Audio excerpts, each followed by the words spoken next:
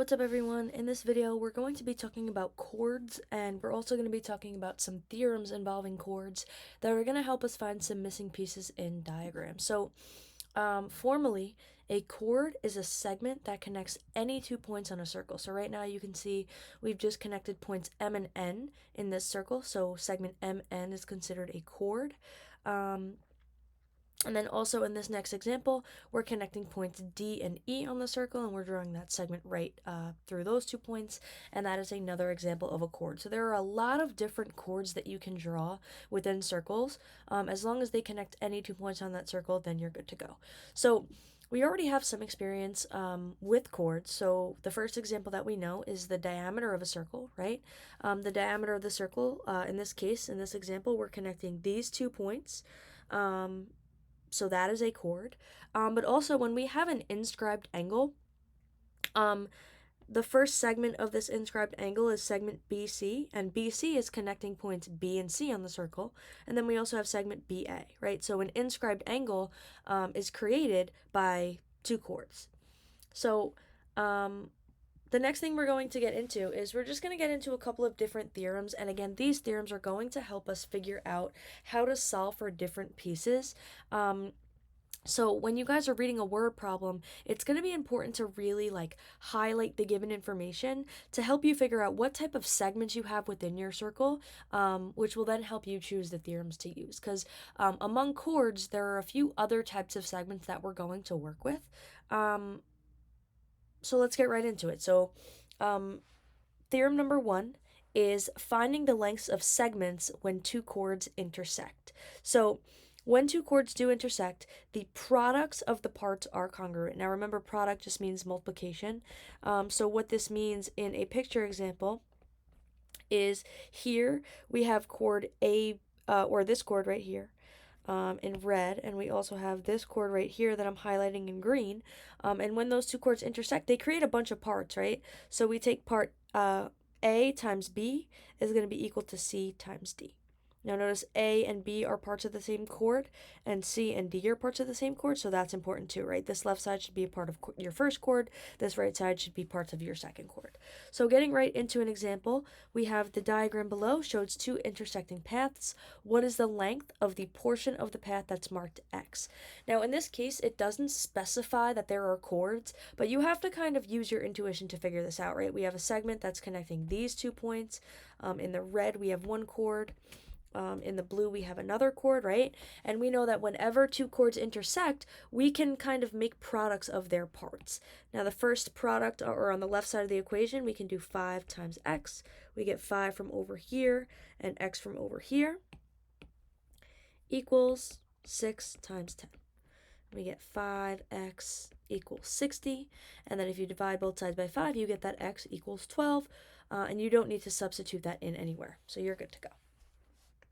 Now the next theorem that we're going to talk about, we're going to have intersecting chords again, but instead of talking about the segments that are involved, we're going to be talking about the angles. So theorem number 2, when 2 chords intersect, the vertical angles formed are equal to half of the measure of the intercepted arcs. So going straight over to this picture example here, again we have a picture where 2 chords are intersecting. So we already know from the previous theorem that if we had values, right, like let's say this was 5, and this was 10, and this was y, and this was 6, right? We know that we can solve for those segments, but this theorem is specifically talking about the angle. So that means that this angle right here in red, right, and that also would mean this angle over here, they're vertical angles, so it doesn't really matter which one you're referencing. But the measure of this angle here is half of the sum of the intercepted arcs. This should say half of the sum of the intercepted arcs. So what that means is the intercepted arcs are highlighted here. So AB over here is one intercepted arc, CD is another intercepted arc. And what can help you see what this is, like you can highlight the chords and the points of the circle that we're touching here are going to be the intercepted arcs, right? So x is going to equal 1/2 of the measure of arc AB plus the measure of arc DC. So let's get into an example. In the diagram below of circle O, chords A, R, and DC intersect at point B such that the measure of arc AC, which is over here, is 36, and the measure of arc DE is 20, and it wants the measure of angle ABC. So this is what we are looking for. Now this question is nice enough to tell us that we have chords here, but if it didn't, we would have to be able to dissect this image, right? It looks like two triangles kind of that are created, but this is why sometimes highlighters are helpful. If you highlight your segment AE and you highlight your segment CD, you can kind of see clearly, hey, these are two chords, they're intersecting, and we're dealing with the angles, so you know you'd be referencing this theorem here. So I like to write equations just fully out, so I know that angle X here is going to be equal to 1/2 of the measure of arc AC plus the measure of arc DE, right? That's just literally from the theorem. So X equals 1/2. We know that arc AC is 36, and we know that arc DE is 20. So we have X equals 1/2 of 56. So we get X equals 28 degrees. Okay. Now, this next theorem that we're talking about is when we have two parallel chords. So theorem number 3, when chords are parallel, the intercepted arcs are congruent.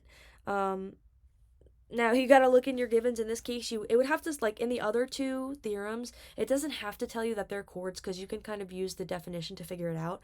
But in this case, you have to be given that you have parallel chords. So in this case, we have our arrows signifying that AD is parallel to BC. And if that's the case, we know that the intercepted arcs over here have to be congruent. And you can kind of figure this out if you think about the definition of parallel lines, right?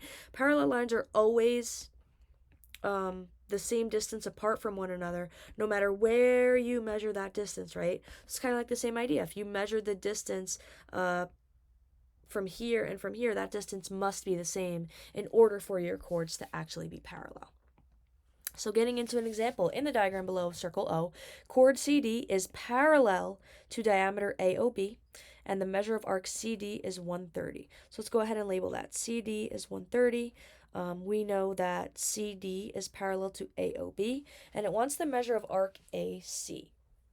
Now, this is an interesting question because from the theorem, like I know that the measure of arc AC and the measure of arc DB are going to be the same, but it's not just a one-stepper. We kind of have to use our intuition here. So we know that going fully around the circle, that arc measure is going to be 360 degrees total. Now, we already have 130 degrees of that 360 in arc CD, but we also know that if we don't go fully around the circle, right, like I'm going to highlight this half circle, this semicircle, we know that that's going to be 180 if you go halfway, right? So I'm going to go one extra step. Like we know that AC and DB are congruent. I'm just going to go ahead and label them both as X. And we know that if we take this blue path from point A all the way around over here to point B, that's half of the circle. So if we do X, which is just this distance here, plus 130, which would be this measure here, plus X again, which is this measure here, that would have to be equal to 180 degrees. So a lot of these, we're going to have to make equations to solve for the missing piece. So we get 130 plus 2X equals 180. And we'll get 2X equals 2X equals 50. And then X equals 25 degrees. So that means that arc AC, the measure of arc AC, is going to be equal to 25 degrees. Now, in this example, this was good because prior knowledge was needed. And we might have to go back, and it might not just be, hey, the answer's right in front of our face. We might have to dig a little bit deeper, make some equations of other properties to help us get to our answer. All right, second and last one. So theorem number 4 says the perpendicular bisector chord theorem. So the perpendicular bisect of a chord must go through the center of the circle. Now, B and C, parts B and C of this theorem go hand in hand. It's just like they're different directions of the theorem. So you'll see what I mean in a second. So a segment that is perpendicular to a chord must also bisect it. So what that means is if we have a diagram and we have a chord drawn, if we know, if it's in the given that a segment is drawn that's perpendicular, right? If we're given, we know that there's a right angle here, we're able to conclude that that chord is being bisected, right? Now, this is theorem A, or theorem B. So theorem C is just going in the other direction. So part C says a segment that bisects a chord. So what that means is we have a chord, right? But instead of being given that right angle there, we would be given that chord is bisected, and then we'd be able to conclude, hey, if we know it's bisecting it, we're able to conclude that chord or that segment is also perpendicular, right? So those parts of the theorems go hand in hand. So let's just get right into an example. So it says in the diagram below, diameter AB bisects chord CD at point E in circle F. So the first thing that should be standing out to you is this word bisects, right?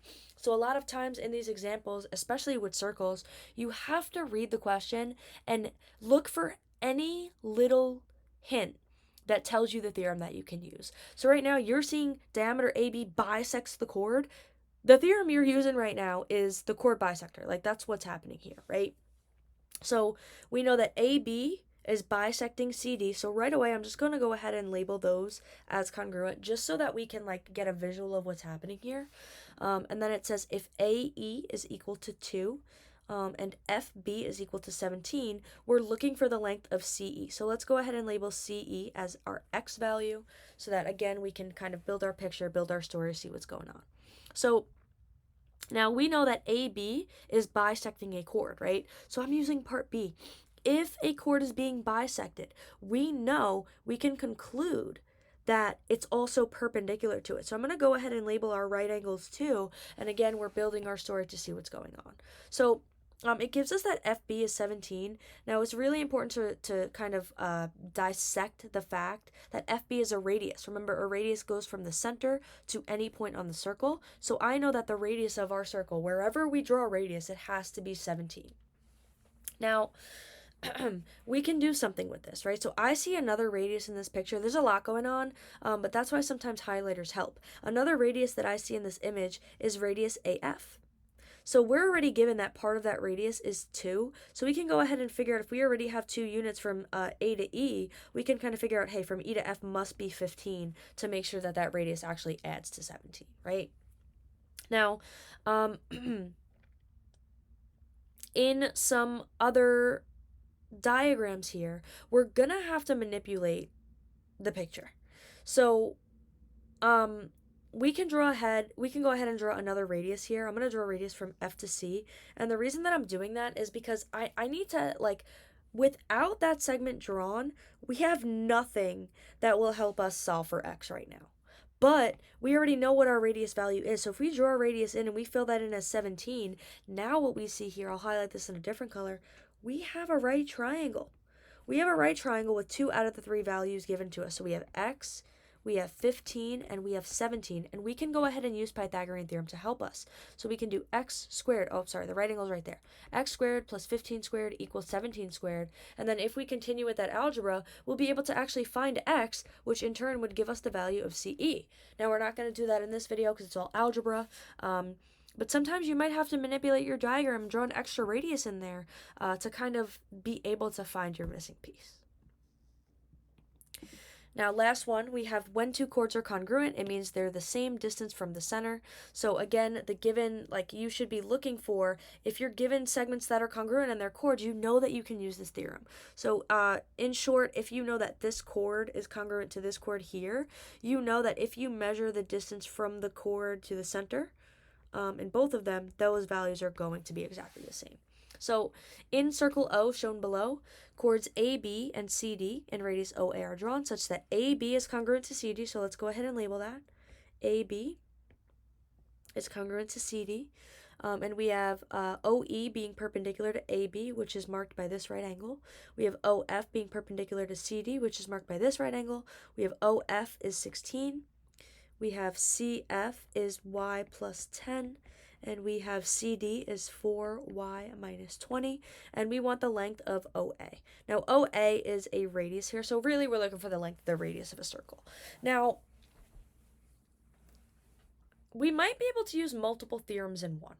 So first things first, we know that the entire chords are congruent. It said that AB, which was this entire chord here, was congruent to DC, which was that entire chord. Now I know that when we measure the distance from our chord to our center, they're going to be the same on both ends. So we know that OF is 16. We can also mark OE as 16 as well. Now another thing here is I'm seeing that we have a segment that's perpendicular to a chord. So if you go back to theorem number 4, it says when a segment is perpendicular to a chord, it must also bisect it. Now this is literally a restatement of theorem number 4 from our notes that we just did before. So I can mark something else here too. I know that since this segment is perpendicular to chord CD, I know it must also split it into two congruent parts. So I know that FC is going to be congruent to DF, right? But I also know over here, right, we have another perpendicular thing. Now, the entire chords are congruent, which means that when they're cut in half, all of those pieces are going to be congruent too. So now I can even put 3 tick marks on AE and 3 tick marks on EB. Now we have a story going. So I'm going to go ahead and also label this piece over here as y plus 10 because we're able to do that. And my first thought is I'm going to try to make an equation to help us solve for y. I feel like that's going to help us out. So let's just go ahead and do it. So y plus 10 plus y plus 10 equals 4y minus 20, right? Because 4y minus 20 is the whole entire chord, and y plus 10 are the two smaller pieces. So 2y plus 20 equals 4y minus 20. And if we subtract 2y on this side and this side, we get 20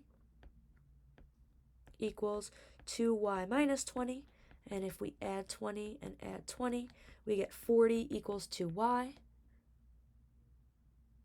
which means that y is equal to 20.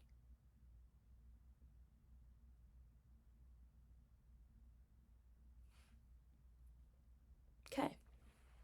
Now, we know that y is equal to 20, which means that we can find all of these little pieces right here. So now further, I know that FC is going to be 30 if we do y plus 10, right? Which means that this piece is going to be 30, this is going to be 30, and this is going to be 30. Now, this looks like a remake of that first question that we did when we manipulated our diagram, because guess what? Look. Again, and this is a common theme with circle questions, we have a right triangle. Whenever you have those perpendicular lines, always look to see if you can use Pythagorean theorem. So right now we can. So with our Pythagorean theorem, we would do x squared plus 16 squared equals 30 squared. And if we continued that, we would be able to find our x value. And again, we're not going to do that. It's all algebra. But a lot of these circle questions, especially ones like this where they're a little bit more complex, they get involved. But you have to figure out the theorems that you can use and the information that you can determine, again, to help you. And eventually, look, we finished this problem by using Pythagorean theorem, which is so elementary, but we had to use a bunch of our theorems to get there.